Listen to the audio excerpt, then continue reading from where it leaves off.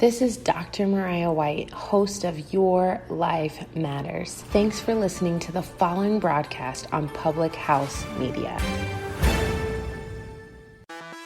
This is Jessica Hammer, co-host of Crowned and Dangerous here on Public House Media. Thanks for listening to the following broadcast on Public House Media. Once you are done with this episode, I hope you'll come check out my show, Crowned and Dangerous, where Maddie and I talk about all things pageant related, especially our experiences in the Miss America organization. A new show comes out bi-weekly, every other Thursday. Don't forget to subscribe on iTunes so you never miss an episode of Crowned and Dangerous. Thanks again for checking out the following broadcast on Public House Media.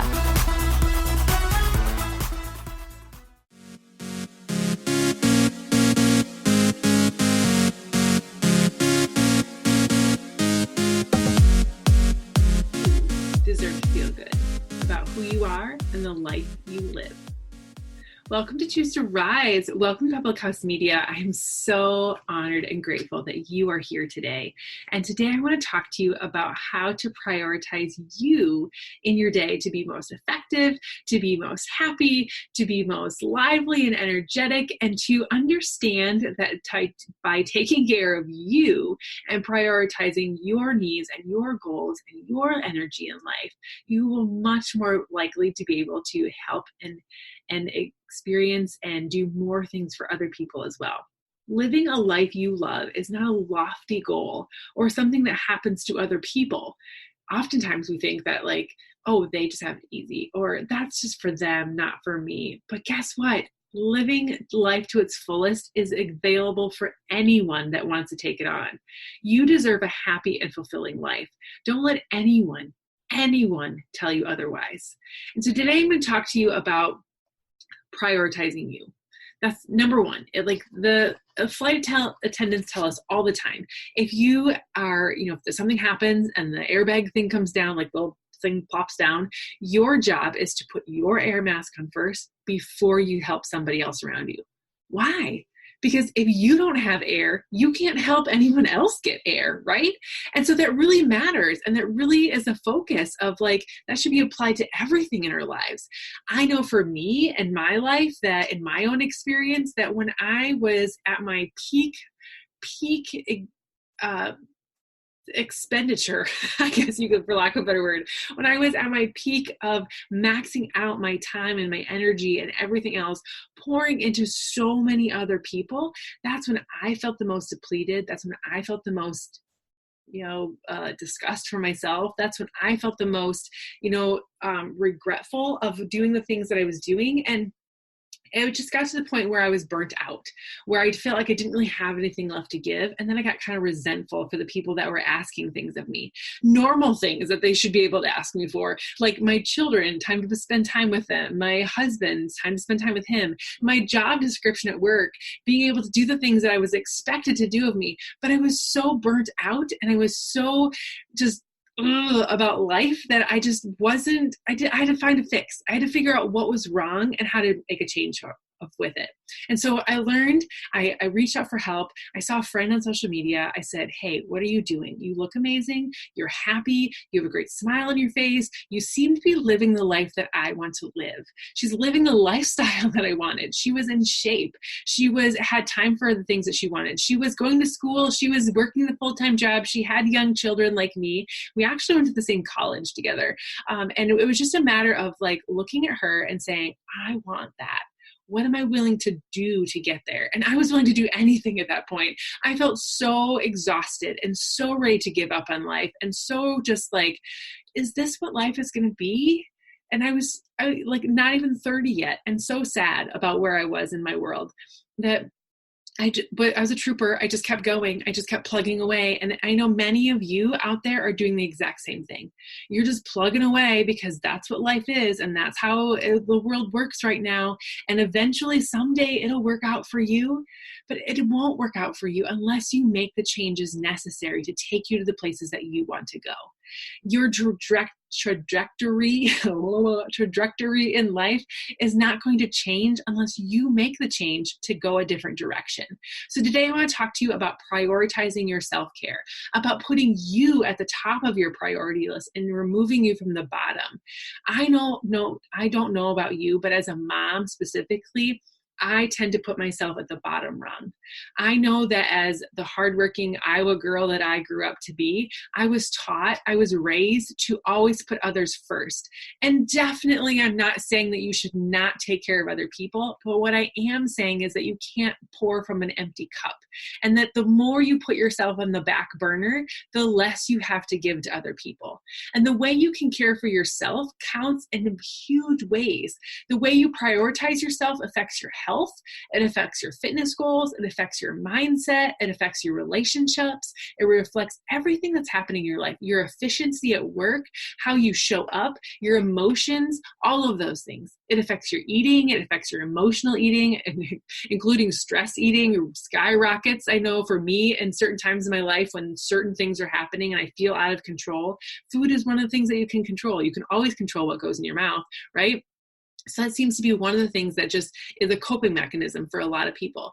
But when you get to the bottom of your priority list and it affects how you show up in the relationships and the things that you want to do well in your life, if you're struggling with this incorrect belief that by taking care of yourself is a selfish thing, if you're struggling with the idea of prioritizing your self-care as a set of I want to give you some examples today. I want to give you something to think about and really reflect on when you are feeling this way. So taking care of you is not a luxury. First and foremost, that's a truth that you need to be able to understand and accept and take life into. Taking care of you is not a luxury. Taking care of you is a priority. And like regular oil changes in your car, like making sure that you go to the dentist every 6 months, like when your kids go to school every day, whatever that routine is for the other things that we take such good care of in our life, you need to make sure that you are doing those same kinds of things for yourself so that you run smoothly, so that you show up as your best, so that you can do the things that you need to do. Well, the cost of not taking care of yourself are huge. So a lot of times people will tell me as a health coach, they say things like, it's too expensive. I can't join what you're doing. I can't buy that workout program. I can't drink that shake that you drink. I can't buy healthy food at the store because it's so much more expensive than the cheap stuff, the processed stuff that comes in the box. Well, the truth is that when your well-being isn't a priority, it's just that. It's not a priority in your life. You're going to spend your time, you're going to spend your money on the things that you prioritize in your world. So what are the things that you're prioritizing? Well, look at the things that you're spending your money on. Everything is going to go downhill if you don't devote time and energy to the needs of your health, of your mindset, of the things of how you show up in this world. You have less energy and motivation to follow through on your goals. You're more easily distracted and less focused. Many people tend to turn to these vices, these things to fill the gaps where they're inadequate in certain ways. They turn to stress eating. They turn to emotional eating, maybe smoking or drinking too much. Maybe they're wasting time just surfing on the internet. I have so many women who tell me that they don't have time to do what I do. They don't have time for a 30-minute workout. They don't have time to do some meal prepping on the weekend, but they do have time to watch all of my stories on Instagram. They do have time to comment on so many other people's things and just be mindlessly scrolling on social media.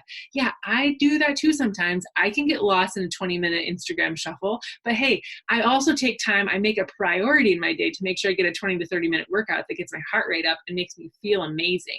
There's so many distractions in this world, and there's so many ways that you can show up and waste time and energy and money on things that are going to take you down a very less effective path.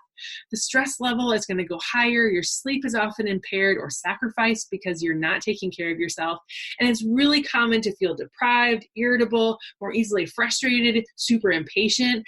I was there with my kids. I was super impatient with little children because they demanded or they wanted some time with their mom. Why is that a bad thing? I don't know. I was stressed out. I was pulling myself to the absolute maximum and not taking care of myself to put anything back into the tank. And so when you're prioritizing yourself, when you're not prioritizing yourself, you're simply just don't function at your best, and your ability to contribute to the world is compromised. So if you want to show up with your best self, if you want to be your absolute best, if you're trying to lose weight, or if you're wanting to get into a fitness routine, or if you're just claiming the necessary time and energy back for yourself so that you can refill your cup and refill who you are so that you can show up better in the world, I want to give you a few tips and tricks in order to do that. Okay. So the first thing that you can do is start prioritizing your own needs, even if it feels like you're too busy, even if it feels like you don't have a room in your schedule. Reorganize the things that are on your schedule, and it doesn't take any more time. It just takes reordering the things that are on there. So start claiming 10 to 15 minutes a day for yourself. Just that for a little bit.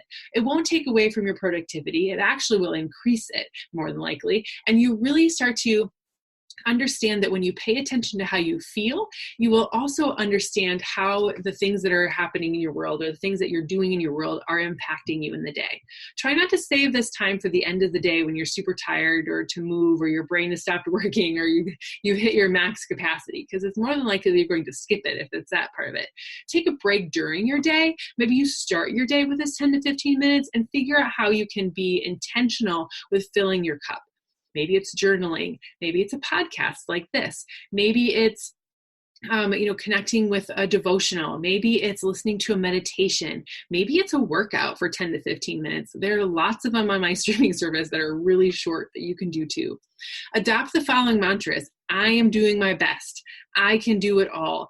These are true things. Put them to where they see them and remind yourself them frequently. Put affirmations up in your house of truth where you are. I am doing my best. I can't do it all. I want to live a life of purpose.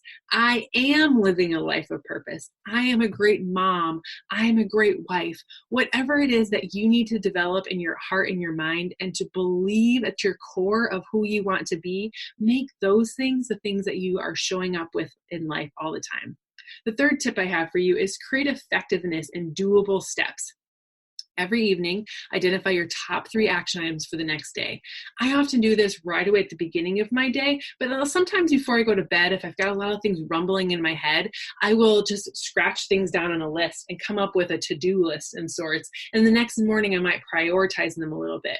But making sure I have things down, at least 3 big things, the must-dos in my day, the non-negotiables, makes them seem so more doable and way less overwhelming, making them smaller, maybe putting them into like 15 to 20 minute chunks in a day. It makes it so much easier to tackle and prioritize things.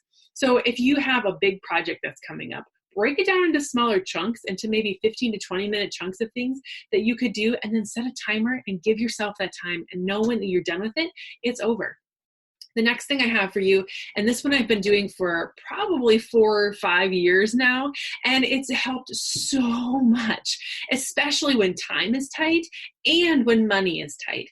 And so this situation is to plan your food to fuel your body. Now, your body needs lots of things in order to function its best. In fact, it needs all of the food groups. So I'm not going to tell you to cut carbs. I'm not telling you to cut out anything but the processed stuff. I want you to plan the food that fuels you, especially, like I said, when time is tight, or when money is tight. If you can buy in bulk, if you can prepare meals ahead of time, not spend time and energy and money at the convenience store, not spending time and money and energy sorry about that. Spending time and money, energy at the convenience store, or the eating out, or any of those kinds of things. Don't skip breakfast. Have a plan for lunch. Don't starve yourself before dinner. Make sure you have the groceries that you need, and that the food is going to be something that's appealing to you, and that you are not, like I said, not trying to starve yourself or deprive yourself of anything. Just really get to the point of where you are moving in a way that's going to help you live your best life. You fueling yourself with whole foods, with God-made foods, and you're going to have way more energy than if you were trying to fill yourself with the processed stuff that's on the side. Number 5, cut the multitasking. In fact, this one was super hard for me to do, and oftentimes I still find myself tripping up in this area, but it stresses us out and it makes us less effective. So practice on focusing on one task at a time. I do this by I'm getting better at this at least, by setting a timer and saying, I'm going to do this task for this long. In fact, setting aside an hour of my night today to record some of these podcasts, making sure I can give quality content out to you, and making sure I have this hour to do it, and I'm giving myself time to do it. Making sure it's not going to go perfect. You just heard my phone ring, but it's okay. And just to remember that adopting those new mantras of I'm doing my best. I'm not going to be able to make it perfect. Nobody can. But knowing that I can able to do and show up in life the best way possible because I've taken care of myself throughout the day, that matters. And the last one I have for you is take emotional eating seriously. It's often a signal that things are in life or situations in your life are completely out of balance. And so your personal priorities need more attention. Emotional eating happens most when our spirit or our life is just getting not fed in a certain way. And so non-food things there might be some non-food things that we need to take care of. So if you're wondering about how to stop emotional eating, or you're worried about how to maneuver this area of your world, reach out. Let's talk.